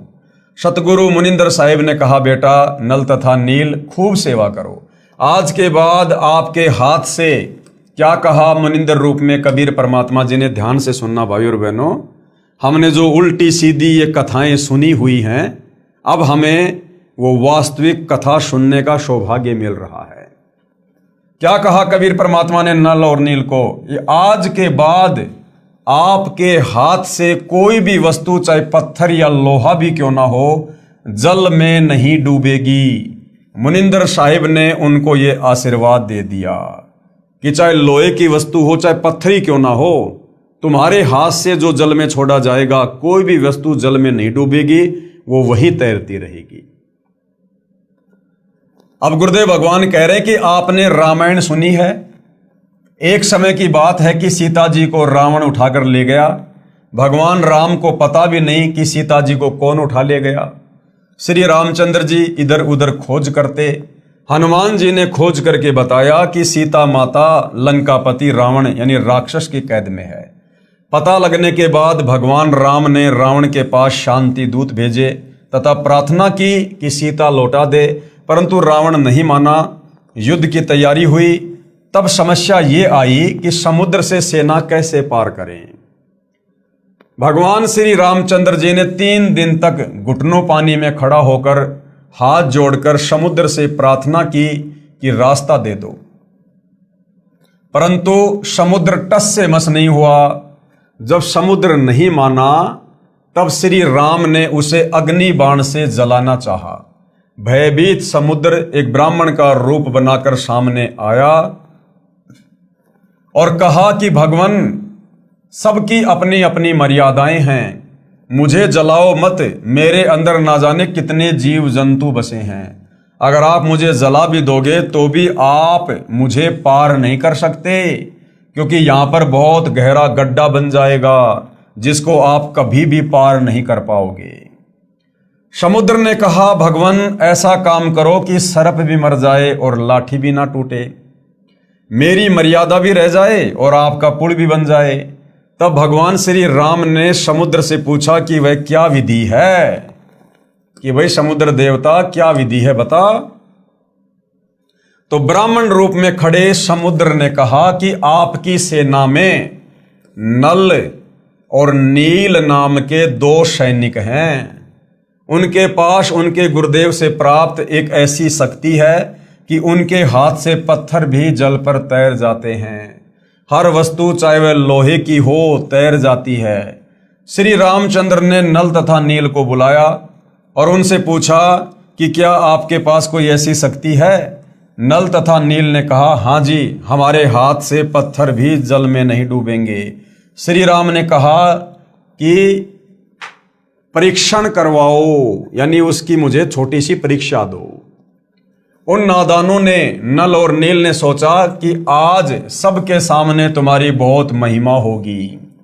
नल और नील में अहंकार छा गया कि समुद्र पर पुल बनाने में रामचंद्र भी फेल हो गया, लक्ष्मण भी फेल हो गया, जामवत, अंगत, हनुमान, सुग्रीव, और आज हमारी महिमा बन जाएगी। तो उन नादानों ने अपने गुरुदेव भगवान को याद नहीं किया, अपने गुरुदेव को छुपा दिया ताकि किसी को पता ना चले। छुपाने का मतलब उन्होंने उस समय अपने गुरुदेव से कोई याचना नहीं की, दंडवत प्रणाम करके आज्ञा प्राप्त नहीं की कि हे गुरुदेव, हम तो तुच्छ प्राणी हैं, ये तो आपके द्वारा दी गई शक्ति है, आपका आशीर्वाद है गुरुदेव, आप दया करना, इसका पुलिया बन जाए। उन्होंने अपने गुरुदेव का जिक्र तक नहीं किया और कहा, जी हमारे पास में ऐसी शक्ति है, हम पत्थर भी तैरा देंगे। और जैसे उन्होंने पत्थर उठाकर समुद्र पर डालने चाहे, वो पत्थर डूबने लगे। उन नादानों ने, नल और नील ने सोचा कि आज सबके सामने तुम्हारी बहुत महिमा होगी। उस दिन उन्होंने अपने गुरुदेव भगवान मुनिंद्र यानी कबीर साहिब को यह सोचकर याद नहीं किया कि अगर हम उनको याद करेंगे तो कहीं श्री राम ये ना सोच ले कि इनके पास शक्ति नहीं है। यानी आज हमें गुरुदेव भगवान कहते हैं कि बच्चों, कोई भी कार्य करो, घर से बाहर निकलो काम धंधे के लिए, गाड़ी लेकर, पैदल, या बच्चे स्कूल जाते हैं तो सबसे पहले मंगलाचरण अवश्य किया करो। मंगलाचरण करते ही हम अपने गुरुदेव को याद करते हैं और हमारा हर कार्य मंगल ही होता है। तो उन्होंने ना कोई मंगलाचरण किया, ना कोई मंत्र जाप किया, ना अपने गुरुदेव को याद किया। तो उन्होंने सोचा कि अगर हम उनको याद करेंगे तो कहीं श्री राम ये ना सोच ले कि इनके पास शक्ति नहीं है, ये तो कहीं और से मांगते हैं। उन्होंने पत्थर उठाकर पानी में डाला तो वह पत्थर पानी में डूब गया। नल तथा नील ने बहुत कोशिश की, कई बार कोशिश की, परंतु उनके पत्थर नहीं तैरे, क्योंकि कबीर परमेश्वर ने, जो मुनिंद्र ऋषि के नाम से थे, उन्होंने शक्ति वापस ले ली। तब भगवान राम ने समुद्र की ओर देखा, मानो कहना चाह रहे हो कि आप तो बहुत झूठ बोलते हो, इनमें तो कोई शक्ति नहीं है। समुद्र ने कहा, नल नील, आज तुमने अपने गुरुदेव को याद नहीं किया। नादानों, अपने गुरुदेव को याद करो। वे दोनों समझ गए कि आज तो हमने गलती कर दी। उन्होंने सतगुरु मुनिंद्र साहिब जी को याद किया। सतगुरु मुनिंद्र यानी कबीर साहिब वहां पर पहुंच गए। भगवान रामचंद्र जी ने कहा कि हे ऋषिवर, मेरा दुर्भाग्य है कि आपके सेवकों के हाथों से पत्थर नहीं तैर रहे हैं। मुनिंद्र साहिब ने कहा कि अब इनके हाथ से तैरेंगे भी नहीं, क्योंकि इनको अभिमान हो गया है। सतगुरु की वाणी ये प्रमाण करती है कि गरीब जैसे माता गर्भ को राखे जतन बनाए, ठेस लगे तो क्षीण हो तेरी ऐसे भक्ति जाए। इस भक्ति को हमने मर्यादाओं में रहकर एक सच्चे शिष्य की भूमिका निभाते हुए इस प्रकार से सुरक्षित रखना होता है आत्म कल्याण के लिए, जिस प्रकार वर्षों बाद किसी बहन बेटी को गर्भ रहा हो, प्रेग्नेंट हो, और किस प्रकार से फिर वो अपने बच्चे को अपने गर्भ में सुरक्षित रखती है। खाने पीने में सावधानी, चलने फिरने में सावधानी, उठने बैठने में, काम धंधा करने में, रात्रि को सोने में भी वो करवट लेते समय कितनी सावधानी रखती है, कहीं मेरे बच्चे के ऊपर कोई दबाव ना आ जाए, मेरा बच्चा खराब ना हो जाए। तो कहते हैं जिस प्रकार एक गर्भवती माता अपने बच्चे का ध्यान रखती है और उसको सुरक्षित अपने गर्भ से बाहर निकालती है, इसी प्रकार से हम भक्तों ने भी इस भक्ति को जो हमें गुरुदेव से प्राप्त हुई है, मर्यादाओं का ध्यान रखकर, गुरु वचन का ध्यान रखकर, मान बड़ाई अहंकार से दूर रहकर और आधीन और दास भाव से हमने इस प्रकार से भक्ति को सफल करना होता है। उस दिन के पश्चात नल तथा नील की वह शक्ति समाप्त हो गई। अब रामायण की कथा सुनाते समय हमारे ज्ञानहीन अंधे धर्मगुरु कहा करते थे कि नल और नील ने पत्थर तैरा दिए, जिस कारण से समुद्र पर पुलिया बना था, जबकि भाई और बहनों ये सत्य कथा नहीं है। उस दिन के पश्चात नल तथा नील की वह शक्ति समाप्त हो गई। श्री रामचंद्र जी ने परमेश्वर मुनिंद्र साहिब जी से कहा कि हे ऋषिवर, मुझ पर बहुत आपत्ति आई हुई है, दया करो, किसी प्रकार से ना परले पार हो जाए। जब आप अपने सेवकों को यानी भक्तों को शक्ति दे सकते हो तो प्रभु कुछ रजा करो। मुनिंद्र साहिब ने कहा कि ये जो सामने वाला पहाड़ है, मैंने उसके चारों तरफ एक रेखा खींच दी है, इसके बीच बीच के पत्थर उठा लाओ, वे नहीं डूबेंगे। श्री राम ने परीक्षण के लिए पत्थर मंगवाया, उसको पानी पर रखा तो वह तैरने लग गया। नल तथा नील कारीगर यानी शिल्पकार भी थे। हनुमान जी प्रतिदिन भगवान याद किया करते थे। उसने अपनी दैनिक क्रिया भी साथ रखी, राम राम भी लिखता रहा और पहाड़ के पहाड़ उठाकर ले आता था। नल नील उनको जोड़ जोड़कर उस पुल में लगा देते थे। इस प्रकार पुल बना था, धर्मदास जी कहते हैं। तो भाई और बहनों, आज से पहले हमारे ज्ञानहीन नादान धर्मगुरुओं के द्वारा हमें जो झूठी कथा बताई जाती थी कि नल और नील के हाथ से पानी में पत्थर तैरने लग जाते थे, तो नल और नील पुलिया बनाते समय उन पत्थरों को हाथ से छू दिया करते थे, जिस कारण से वो पुलिया बन गया। तो कोई कहता था कि हनुमान जी उन पत्थरों के ऊपर राम राम लिख दिया करते थे, जिस कारण से पत्थर तैर जाया करते थे। तो ये सारी की सारी झूठी कथा हमें बताई जाती थी। प्रथम बार कबीर परमात्मा अपने पुत्र जोगजीत के रूप में जब तपतशिला पर काल से मिले थे, बहुत सारे एग्रीमेंट हुए थे, जिनमें एक एग्रीमेंट ये भी था, काल ने कहा था कि आप नीचे जाओगे और त्रेता युग में मेरा पुत्र विष्णु नारद जी के श्राप के कारण मृतलोक में जाएगा, कौशल्या के गर्भ से जन्म लेगा और उसको 14 साल का वनवास मिलेगा, और वनवास के दौरान उसकी पत्नी सीता को, जो कि लक्ष्मी का रूप होगी, उसको रावण उठाकर लेकर जाएगा। और रामचंद्र सीता को वापस लाने के लिए समुद्र पर पुलिया बनाना चाहेगा, लेकिन उसका पुल नहीं बन पाएगा। हे परमेश्वर, आप जी त्रेता युग में मेरे बेटे का पुलिया बनवाना। तो अपने उस वायदे के अनुसार त्रेता युग में कबीर परमात्मा मुनिंद्र ऋषि के रूप में आए और अपनी वचन शक्ति से एक पहाड़ के पत्थरों को हल्का किया, जिस कारण से समुद्र पर वो पुलिया बना। अब हनुमान जी सेवक थे, रामचंद्र जी के भगत थे। वो प्रतिदिन अपना राम राम राम राम शब्द का जाप किया करते थे। तो हनुमान जी काम करते करते, पहाड़ उठाते उठाते उसके ऊपर मोटे मोटे अक्षरों में राम लिख दिया करते थे, जिससे उसका मंत्र जाप भी हो जाता था और काम भी हो जाता था। अब बाकी लोग ये सोचा करते थे कि भाई हनुमान जी पत्थर पर राम राम लिख रहे हैं, जिस कारण से ये पत्थर तैर रहे हैं। कुछ लोग सोचा करते थे कि ये नल और नील इनके हाथों में शक्ति है, इनके हाथों से ये पत्थर छूने के कारण ये जल में नहीं डूब रहे। क्योंकि मुनिंद्र ऋषि रूप में परमात्मा कबीर जी की, नल नील की और रामचंद्र जी की जो वार्ता हो रही थी, वो कुछ ही लोगों के बीच में हो रही थी। बाकी लाखों की, वो करोड़ों की सेना दूर थी, उन तक ये बात नहीं पहुंच रही थी। तो बाकी लोगों को उस बात का नहीं पता था कि किस आधार से ये पुल बन रहा है। तो बाद में उन लोगों ने अपने अपने घरों पर जाकर उसी प्रकार से महिमा कर दी कि हनुमान जी राम राम लिखा करते थे, जिस कारण से पत्थर तैर गए। नल और नील के हाथों में शक्ति थी, जिस कारण से वो पुलिया बन गया। और आम समाज में ये गलत धारणा फैल गई, जबकि हकीकत ये है जो अब गुरुदेव भगवान हमें बता रहे हैं। इस विषय में आदरणीय धर्मदास जी ने कबीर परमेश्वर की महिमा में कि कबीर परमेश्वर जी आपने त्रेता युग में मुनिंद्र ऋषि के नाम से आकर नल और नील को अपनी शरण में लिया।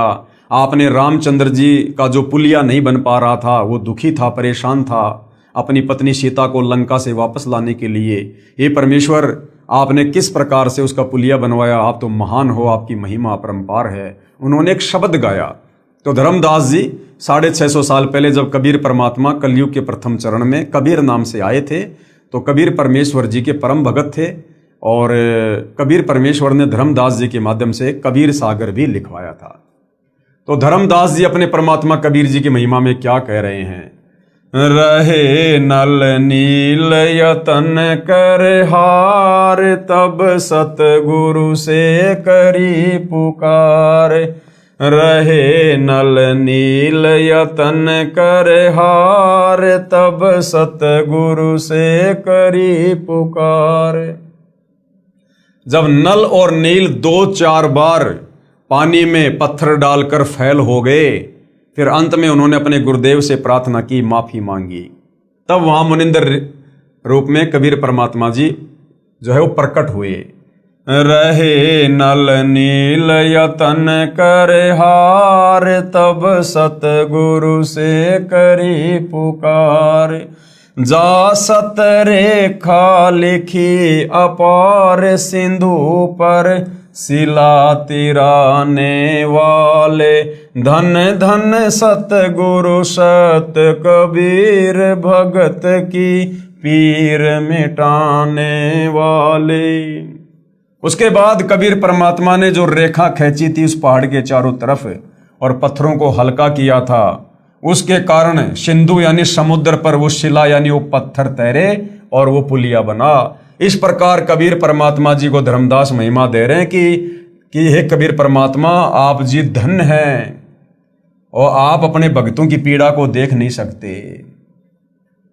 कोई कहता था कि हनुमान जी ने पत्थर पर राम राम लिख दिया था, इसलिए पत्थर तैर गए। कोई कहता था कि नल नील ने पुल बनाया था। कोई कहता था कि श्री राम ने पुल बनाया था। परंतु ये सत कथा ऐसे है जैसे आपको ऊपर बताई गई है। आगे सत कबीर की साखी पेज नंबर 179 से 182 तक। पीव पिछाण का अंग। कबीर तीन देव को सब कोई ध्यावे, चौथे देव का मरम न पावे। कहते हैं तीन देवताओं को सृष्टि रचना के ज्ञान के अभाव में, शास्त्र अनुकूल साधना के अभाव में तीन देवता ब्रह्मा विष्णु महेश को तो हर कोई ध्यान लगाता है, हर कोई पूजा करता है, लेकिन चौथे देव का मर्म न पावे। चौथा कौन? इनका पिता काल ब्रह्म, जो गुप्त रहता है। वेदों में, गीता में जिसको ब्रह्म कहा गया है, जिसने श्री कृष्ण जी के शरीर में प्रवेश करके गीता जी का ज्ञान बोला, कहते हो चौथे का तो कोई भेद भी नहीं जानता। तीन देव को सब कोई ध्यावे, चौथे देव का मर्म न पावे। चौथा छोड़ो, पांचवे को ध्यावे, कहे कबीर सो हम पर आवे। वो चौथे काल निरंजन को भी छोड़ दो, और जो पांचवे का ध्यान करेगा, पांचवा कौन? कबीर परमात्मा, परम अक्षर ब्रह्म, सारी सृष्टि का मालिक कबीर देव। कहते हैं जो उस काल को, यानी चौथे को छोड़कर और पांचवे का ध्यान धरेगा, कबीर परमात्मा का, कहे कबीर सो हम पर आवे, यानी वो हमारे सतलोक में वापस आ सकता है। कबीर ओंकार निश्चय भैया ये करता मत जान। ओंकार यानी ये काल। गीता जी अध्याय 8 श्लोक नंबर 13 में ये गीता बोलने वाला काल ब्रह्म कह रहा है कि मेरा तो एक ओम नाम का मंत्र है। ओम इति एक अक्षरम ब्रह्म व्यवहारण माम अनुस्मरण ये परियाति तजन देहम सयाति परमाम गतम। कि अर्जुन, मेरी साधना का, मुझ ब्रह्म, मुझ काल की साधना का एक ओम मंत्र है जिसको ओंकार कहते हैं। तो कबीर परमात्मा कहते हैं इस ओंकार को, ओम कहो चाहे ब्रह्म कहो, इसको भगवान मत जानो, इसको करता मत जान। साचा शब्द कबीर का पर्दे माही पहचान। सच्चा मंत्र तो कबीर परमेश्वर जी का है, जो तत्वदर्शी संत देता है। कहते हैं उसको पहचान ले, उसकी साधना कर, तब तेरा मोक्ष होगा। कबीर राम कृष्ण अवतार हैं। ये राम और कृष्ण तो विष्णु के अवतार हैं। इनका ना ही संसार, इन्होंने सृष्टि को नहीं रचा। और जिन साहिब संसार किया, जिस परमात्मा ने संसार को रचा, सो किन्हू ने जन्या नार, उस परमेश्वर को किसी भी औरत ने जन्म नहीं दिया। वो जन्म लेकर नहीं आता, जैसे राम कृष्ण माँ के गर्भ से जन्म लेकर आते हैं।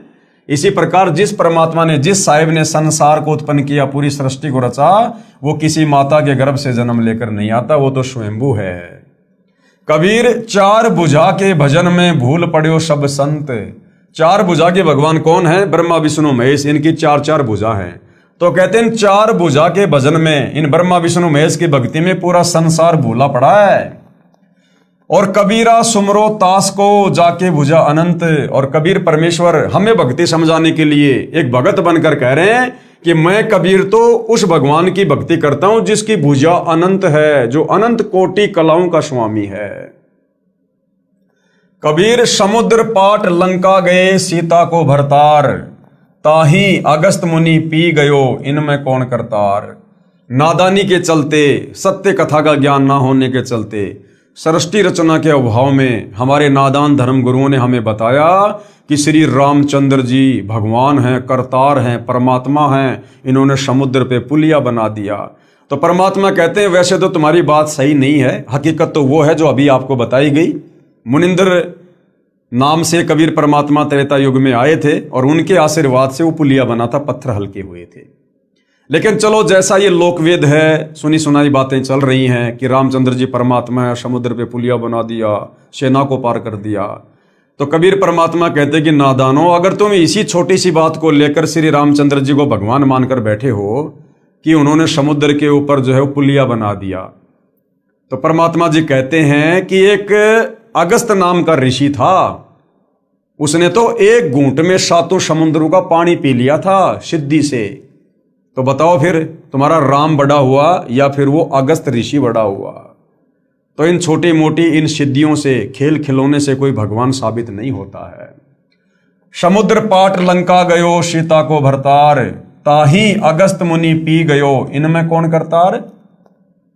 फिर कहते हैं गोवर्धन गिरी धार्यो श्री कृष्ण जी और द्रोणागिरी हनुमंत, और शेष नाग सब सृष्टि संहारी इनमें कौन भगवंत। दूसरा, हम लोग अध्यात्म की जानकारी ना होने के चलते कहा करते थे कि श्री कृष्ण जी ने गोवर्धन पर्वत को अपनी उंगली पर धारण कर लिया, जिस कारण से हम उनको भगवान कहने लगे। और कहते थे कि हनुमान जी ने द्रोणागिरी पहाड़ को उठा लिया, संजीवनी बूटी सहित द्रोणागिरी पहाड़ को उठाकर लंका ले गए, इसलिए ये भगवान हैं। तो परमात्मा कहते हैं वैसे तो हकीकत कुछ और है। कबीर परमात्मा ने ही श्री कृष्ण जी का रूप बनाकर और गोवर्धन पर्वत को उठाया था, और जो द्रोणागिरी पहाड़ था उसको भी कबीर परमात्मा ने ही हनुमान जी को शक्ति देकर उठवाया था।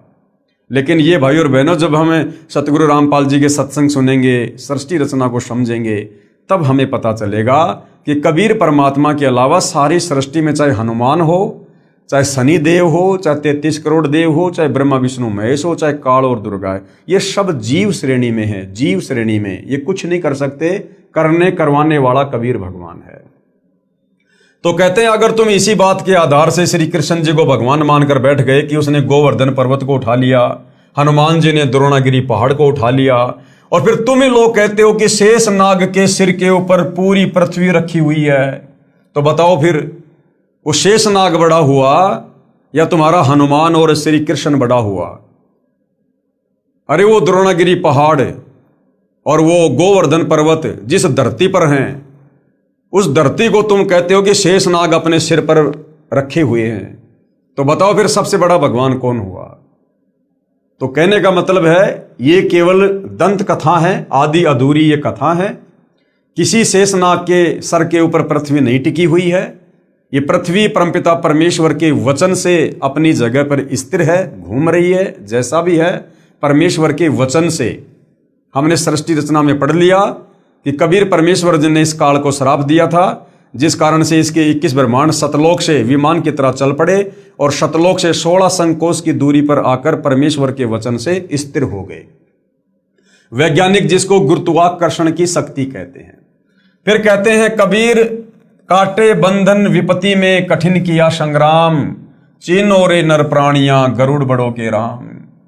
फिर हमें क्या बताया जाता था कि श्री रामचंद्र जी इसलिए परमात्मा हैं कि इन्होंने लंकापति रावण को मार दिया और सीता जी को वापस लेकर आ गए।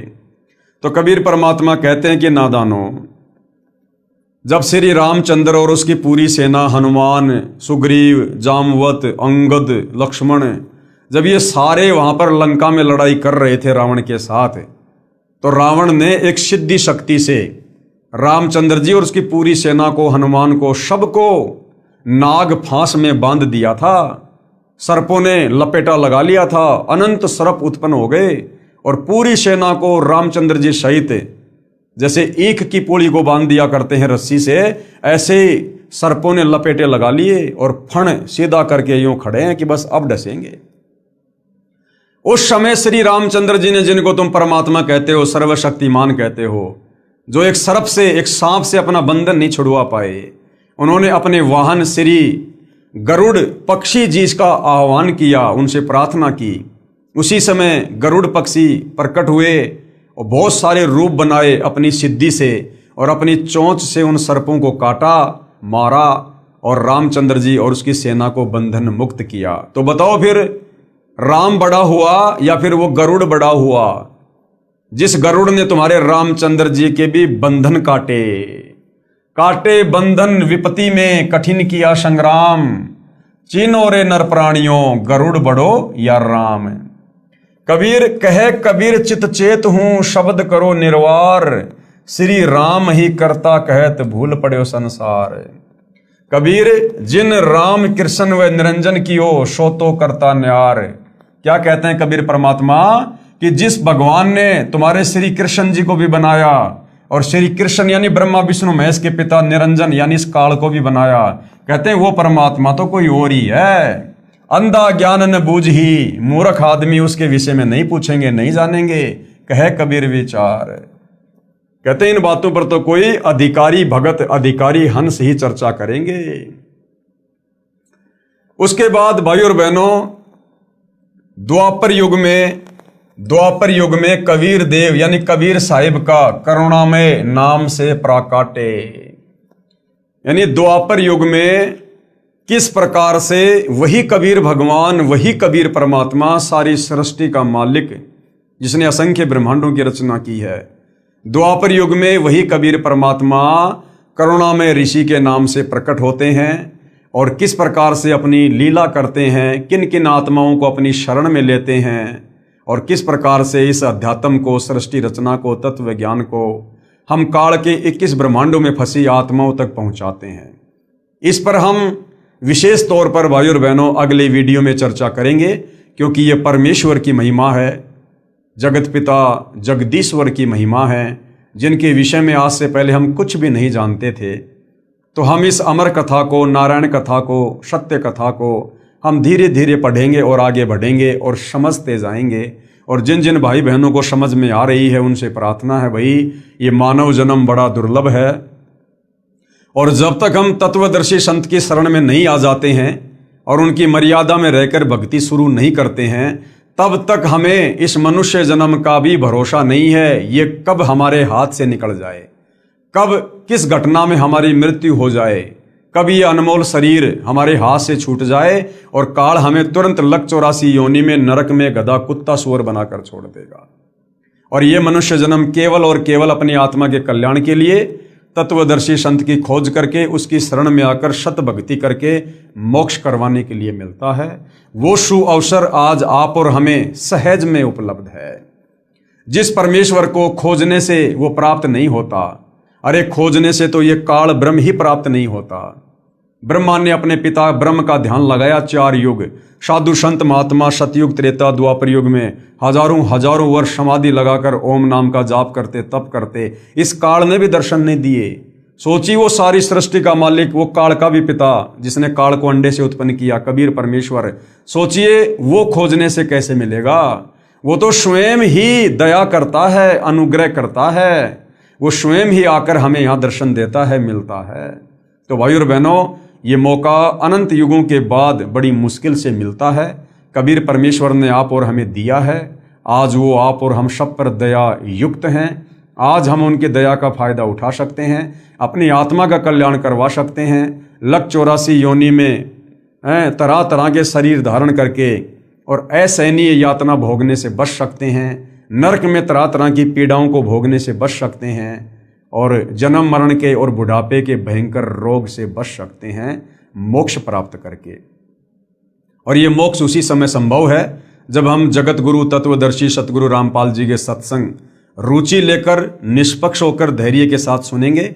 ज्ञान समझ में आने के बाद हम उनसे उपदेश प्राप्त करेंगे और फिर वे जो मर्यादा बताएंगे, जो नियम बताएंगे, उन नियमों में रहकर यदि भक्ति सफल करेंगे तो भाई और बहनों हमारी आत्मा का कल्याण होगा। ये जन्म जन्मांतरों का कष्ट हमारा कटेगा जो हम इस काल के 21 ब्रह्मांड रूपी जेल में काट रहे हैं। तो भाई और बहनों, आज की वीडियो में केवल इतना ही। यदि ज्ञान समझ में आ रहा है तो सतगुरु रामपाल जी से अविलंब नाम उपदेश लें और अपनी आत्मा का कल्याण करवाएं। तो आज की वीडियो में केवल इतना ही, बाकी चर्चा हम कल करेंगे परमेश्वर की महिमा में। तब तक गुरुदेव भगवान हम सबको आज्ञा दे, आशीर्वाद दे, सद्बुद्धि दे, हमारा मार्गदर्शन करे, हमें भ्रमने भटकने से बचाए और गुरुदेव के कर कमल से लिखित ये पवित्र सृष्टि रचना, ये हमारी इस 2 कोड़ी की इस बुद्धि में समाये, हम इसको समझ सकें, हम अमल कर सकें और अपनी आत्मा के कल्याण के लिए नाम उपदेश ले सकें। बंदी छोड़ सतगुरु रामपाल जी परमेश्वर जी की जय हो।